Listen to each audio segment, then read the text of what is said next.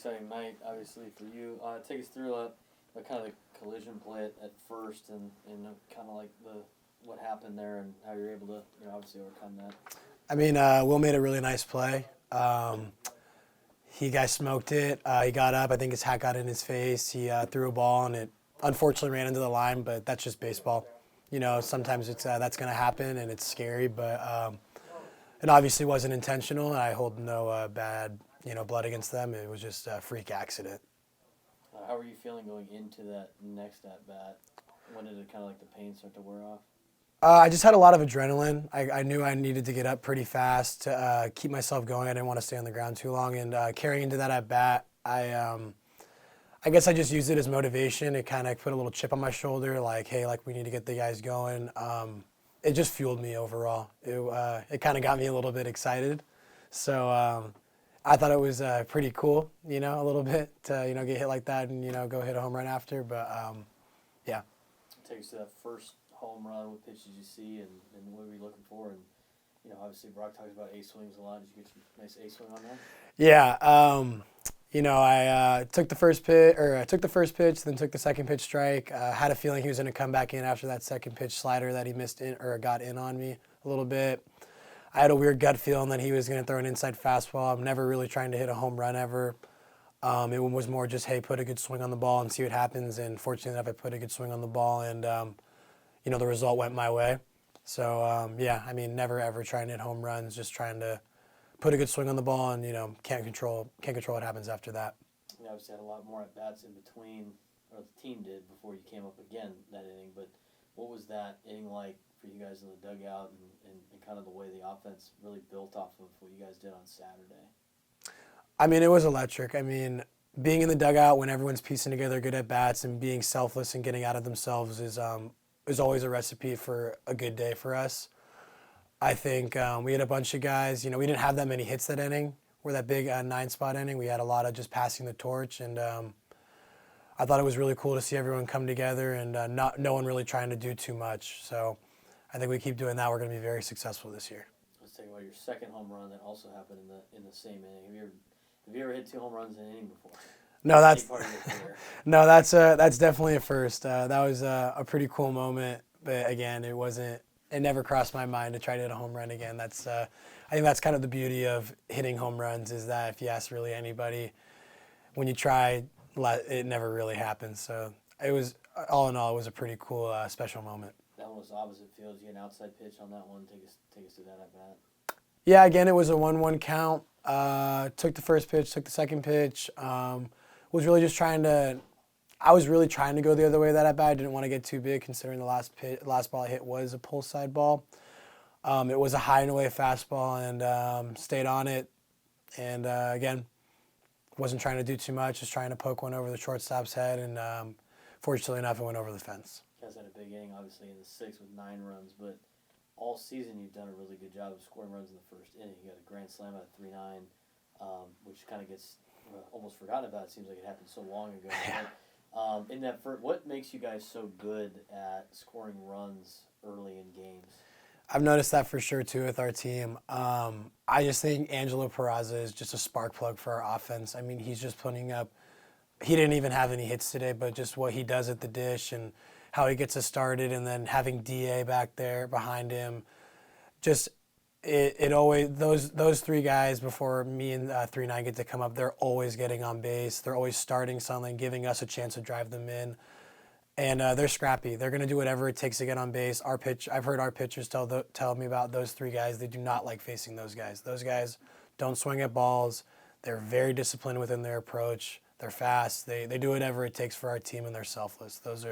Those 3 guys come to mind as very selfless hitters and are very good for our team. Anything else? Thank you, Jack. Thank you. Talked about it with Gurevitch a little bit. You guys have really jumped out to scoring in the first inning almost in every single game this year. What is it about your guys and being able to score in the first, and how important is that in college baseball to get points on the board as early as possible? I think it sets the tone, right? And I think our guys, it shows signs of what our offense can be. And the season's a long season. It's a marathon. Credit to all of our our guys in our lineup. You know, they do such a good job of fighting and competing each and every day, but each and every at bat, each and every pitch. And you know, the lineup we've shook it up a little bit, I would say. Excuse me. And you know, with that, trying to find the right rhythm. But each guy, I mean, like you said, we've been able to score in that first inning and throw that first punch. Now it's being able to sustain that throughout the whole game. We scored in 2 innings tonight, but 2 big crooked numbers, and you'll take that on a Tuesday night. Talk about 3-9's grand slam in the first inning. We're talking about Gurv, and he talked about, you know, just the way the order goes about and kind of loading the bases up for 3-9, but he's got 30 RBIs now in the season, his senior year. Kind of a big bounce back after, you know, last year for sure. Huge, and hey, Jack's a great hitter. He's one of the best hitters on the West Coast, in my opinion. But you know, being able to, I think the RBIs are key. It says a lot about what guys can do when it matters, when guys are in the scoring position. And there's no other guy that you want up there than Jack Costello, and I'm so proud of him. And he's been through a lot. You know, he was injured last year. It was a draft year for him. And that guy works harder than anybody. First one here, last one to leave, and you know, so awesome to see him put us up 4-0 there in that first inning with a great swing, and not trying to do too much too, right? I mean, just try to put a good swing on it. Got something up in the zone, and ball carried out of here, and you know, just so proud of him and for everything that he's done and all his hard work in this program. Brian Kaiser with the start today, and he actually pitched the most innings of any pitcher tonight on all the reviews with 3 innings. Got up to 66 pitches. We've seen like really good innings out of Brian Kaiser, and then we've seen some kind of shaky innings out of him as well. You know, how have you seen him develop and kind of, you know, talk about Kaiser and some of like the high highs, but then also, you know, where he kind of runs into trouble sometimes? Yeah, Reikai, I mean, shoot, the first 2 innings was nails. You know, throwing strikes, multiple pitches for strikes. I think that's the key. That's the message, you know, Coach Floor was talking to our guys after the game about.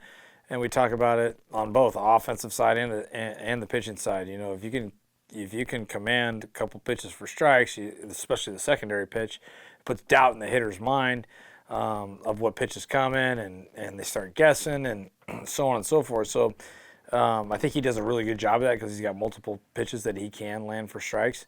And it's like with anyone, not just him, but when you are able to do that, you're going to be successful. When you don't, then you just process of elimination, right? You can eliminate the slider, you can eliminate the changeup, the curveball, and then rely, you know, as a hitter, rely on the fastball. So I think that's what had a little bit of trouble for Reikai tonight once he got in that 3rd inning, especially that 4th inning. But that's why it's a team, you know, and I'm so proud of our pitching, and I love, you know, the depth that we have in the bullpen. And you bring in Schreier, and Schreier had a huge 4th inning coming in there with, you know, a spot that the momentum could have shifted towards Fullerton's way tonight.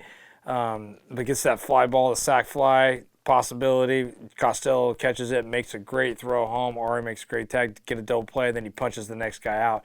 We get out of that jam. That could have been a lot worse in that 4th inning, striking that guy out. And that's why it takes a village, you know, and so lucky to have Schreier here. And then handed it over to Dallin. Dallin did a good job. Got that one out, and then Connor Thurman did a heck of a job for an inning and 2/3 and just did his normal thing, which allowed the offense to gain some steam and get some more runs. So definitely pleased with the middle innings tonight on our pitching staff. Defensively, you guys made some great plays. You had 2 double plays, kind of heads-up double plays, smart plays by your guys. You know, JD always makes great plays. He had a couple hits he took away. And even on the one that Worthington made, you know, of the play, the throw kind of got away from him. But, you know, talk about the defense that you guys have put together in these last couple of games, even against St. Mary's and now against Fullerton. Yeah, heck of a job. I mean, you know, the double play there with, like I said, with 3-9, throwing that ball home with Ari. Ari makes that great tag at home. Then late in the game, you know, they smoked that ball to center field, and there's no better center fielder, in my opinion, in the country than Dustin Allen. I'll take that guy hands down. And he tracks that ball down, and they were running on the I don't they weren't stealing, but they took off. I think the runner at first thought it was going to be in the gap, and then, you know, Angelo makes a great throw to Gurv. Gurv makes that tag there at first base, and we get the double play. So, you know, hey, collecting outs sometimes they're hard to collect outs, you know, and you can't give freebies. And I know I know we did a little bit of that tonight, walking guys. Got away with it with a big win, but at the same time, collecting outs is tough, and if you can get double plays, it's huge for your ball club. JD, just so proud of him playing a great shortstop for us all year. We're strong up the middle. I'm confident in saying that, and I think when you put together a roster, that's what you try to strive for, is strength up the middle. At the catching position, there's no better catcher, in my opinion, than Ariel Armas. I'm so proud of him and everything he does, and he's a direct reflection of our pitching staff, vice versa, and then JD at short, AP at second, and then DA in center field, and you can't go wrong with that middle. You guys talk about all the time stacking quality at bats together and going and try to get 3 at a time as much as possible. You guys have a lot of big innings, this year, but it seemed like that 6th inning was probably one of your best innings you guys have put together, where everybody's hitting and firing all cylinders. Just from your perspective as an offensive coach, take us through what you saw that inning and why you guys were so successful, aside from obviously 2 long balls out of Jack Gurevitch in the same inning. Yeah, you take what they give you, right? And there's a page out of Tony's book and Coach Quinn, and take what they give you, and that's what they did. And they walked us, they hit us, they put us in position to succeed. And it's the same thing with our guys day in and day out. And our guys are working. They're working so hard, and I'm so proud of the work they're putting in. But they believe in one another, and that's the thing. It's like pass the torch mentality. Get the next guy up. You don't have to do it all yourself. And I know Gur's been sitting on not hitting a homer all year, and he's hitting so well, and he's doing so good. And the RBIs I know are affecting him, but boy, he stayed relaxed today in the plate and let the game come to him, and he was able to hit that big solo home run to get the inning going, and then got an opportunity later on. Hits a bomb oppo there, a 2-run shot, but letting the game come to him. And we had a lot of walks in there. We executed a squeeze tonight by Will Worthington. Scratch, claw, find a way to get RBIs when you can get them, find a way to get guys on base, find a way to move runners when you can, find a way to take an extra 90 feet. That's what this program's built off of, and our guys did a good job of that tonight. 9 runs, I want to say, on a couple of hits maybe. I don't know the exact stat on that, but when you can do that, you'll definitely take it. Tuesday nights were really important for you guys. 2 years ago, you made the tournament. You went 7-2 on Tuesdays. Last year, you went 1-7 on Tuesdays. Off to a 5-1 start on Tuesdays. Right. How much of a point of emphasis have you put on Tuesday nights, and how important are they for you? Ask the guys. Ask the guys. They know. They know how important Tuesdays are. It's probably talked about more than anything.